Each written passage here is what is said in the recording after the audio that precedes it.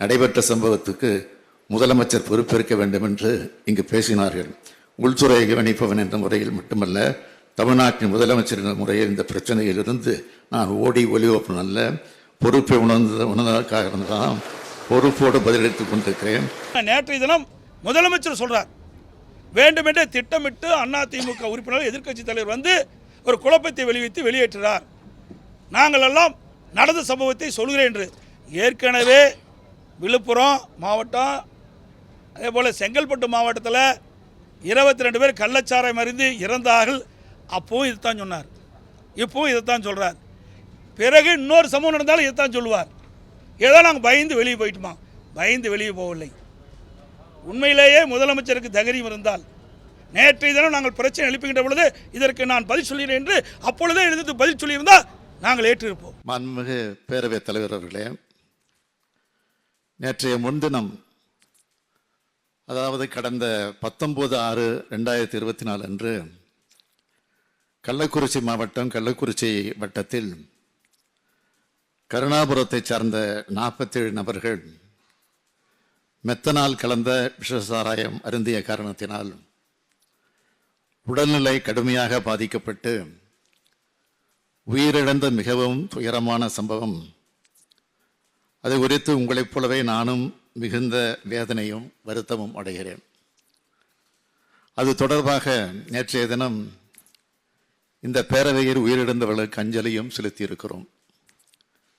இறந்து போன உயிர்களுக்கு எனது ஆழ்ந்த இரங்கலை நான் தெரிவித்துக் கொள்கிறேன்.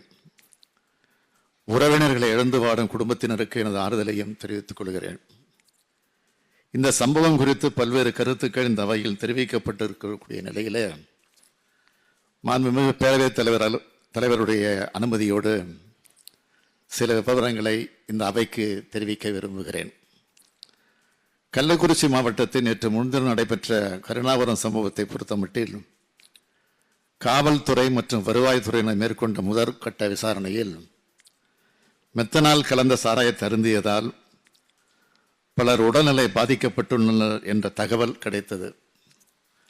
உடனடியாக பாதிக்கப்பட்ட அனைவருக்கும் தேவையான அவசர மருத்துவ உதவிகளை செய்திட அறிவுறுத்தினேன்.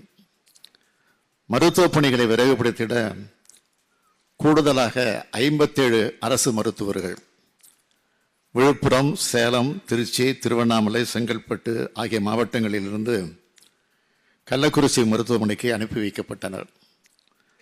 போதுமான செவிலியர்கள் மற்றும் தொழில்நுட்ப பணியாளர்களும் அங்கு அனுப்பி வைக்கப்பட்டனர்.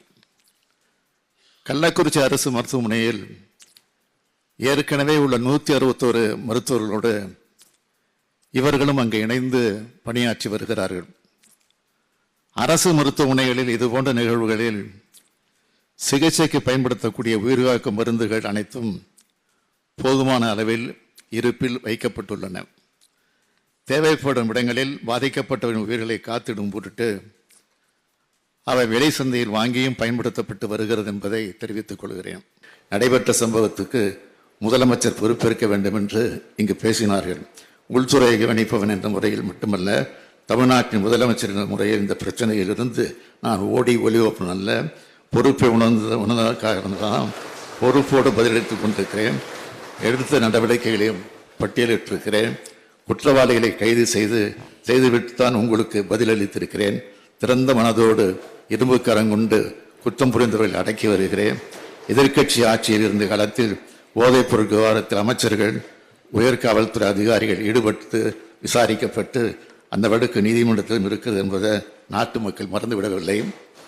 அதிமுக ஆட்சியால் ஏற்பட்ட கள்ளச்சாராய மரணங்கள் பற்றிய பட்டியல் என் கையில் இருக்கிறது. அதையெல்லாம் வைத்து அரசியல் பேச நான் விரும்பவில்லை. துயரம் மிகுந்த இந்த சம்பவத்தை அரசியல் ஆதாயம் தேட வேண்டாம் என்று கேட்டுக்கொள்கிறேன். என்னை பொறுத்தவரை சமூக விரோத சக்திகளிடமிருந்து மக்களை காக்க எந்த விதமான கடுமையான நடவடிக்கைகளை எடுப்பேன் என உறுதி அளிக்கிறேன். வணக்கம். அதாவது இது மக்களுடைய பிரச்சனை, மக்களுடைய உயிர் பிரச்சனை. நாள்தோறும் உயிர் போய்கொண்டே இருக்கின்றது. இதை விட முக்கியமான பிரச்சனை என்ன இருக்குது? இதை விட முக்கியமான பிரச்சனை இருக்குது. நாட்டு மக்களை காப்பதற்கு தான் சட்டமன்றம் விவாதிக்கிறது. அதுக்கு தான் சட்டமன்ற உறுப்பினரை மக்கள் தேர்ந்தெடுக்கின்றார்கள். அவருடைய பிரதிநிதியாகத்தான் நாங்கள் வந்திருக்கிறோம்.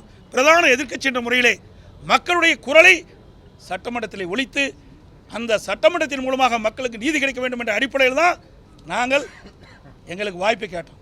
இந்த கள்ளக்குறிச்சி சம்பவத்துக்காக இந்த கள்ளச்சாராயம் மறிந்து இறந்தவர்கள் அவர்களுக்கு நீதி கிடைக்க என்பதற்காகத்தான் இந்த சம்பவம் ஒட்டி நாங்கள் பேச வேண்டும் என்று வாய்ப்பு கேட்டோம். வேற ஒன்றும் இல்லை. நீங்கள் சொல்கிறாரு, மரபு சொல்கிறாரு, எல்லாமே சபாநாயகர் சொல்கிறார். அது மட்டும் இல்லை, நேற்றைய தினம் முதலமைச்சர் சொல்கிறார், வேண்டுமென்றே திட்டமிட்டு அதிமுக உறுப்பினர் எதிர்க்கட்சி தலைவர் வந்து ஒரு குழப்பத்தை வெளிவித்து வெளியேற்றுகிறார். நாங்கள் எல்லாம் நடந்த சம்பவத்தை சொல்கிறேன் என்று. ஏற்கனவே விழுப்புரம் மாவட்டம், அதே போல் செங்கல்பட்டு மாவட்டத்தில் 22 பேர் கள்ளச்சாராயம் மறிந்து இறந்தார்கள். அப்போவும் இதுதான் சொன்னார், இப்போவும் இதைத்தான் சொல்கிறார். பிறகு இன்னொரு சம்பவம் நடந்தாலும் இதைத்தான் சொல்லுவார்.